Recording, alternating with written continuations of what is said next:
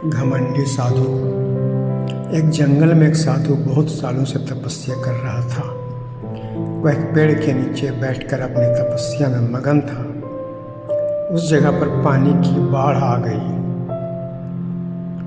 बाढ़ आने से सारे लोग इधर से उधर भाग रहे थे और वह साधु अपनी तपस्या में मगन थे। इन्हें पता नहीं था कि पानी की बाढ़ आ चुकी है। जब एक आदमी वहाँ से भाग रहा था तो उसने उस साधु को देखा और उन्हें सावधान किया कि पानी की बाढ़ आ चुकी है, सारे लोग यहाँ से भाग रहे हैं, आप भी यहाँ से चलो। तो साधु ने कहा कि तुम जाओ, मुझे भगवान बचा लेगा।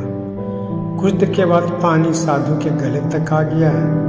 तभी वहाँ से कुछ लोग नाव में बैठकर भाग रहे थे। उन्होंने जब साधु को देखा तो उनसे कहा कि आप हमारे साथ नाव में बैठ जाओ, वरना आप डूब जाएंगे। लेकिन साधु ने फिर से वही कहा कि तुम जाओ, मुझे भगवान बचा लेगा। और वह लोग भी वहाँ से नाव लेकर चले गए।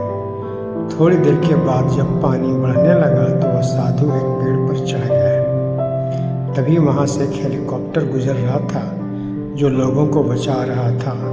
जब उन्होंने उस साधु को देखा तो साधु की तरफ रस्सी फेंकी और उन्हें ऊपर आने को कहा। लेकिन साधु ने फिर से वही कहा कि तुम जाओ, मुझे भगवान बचा लेगा। और वह हेलीकॉप्टर वाले भी वहाँ से चले गए।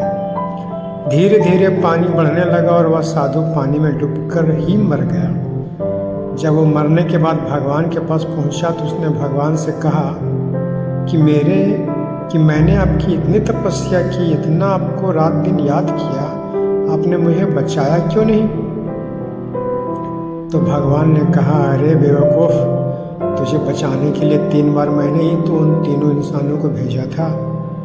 एक बार पैदल, दूसरी बार नाव लेकर और तीसरी बार हेलीकॉप्टर।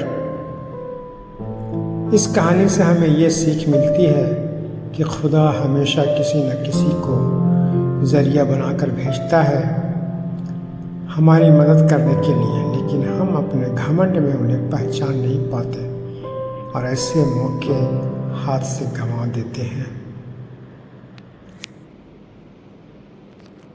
कहानी अगर अच्छी लगी हो तो लाइक और शेयर कर देना।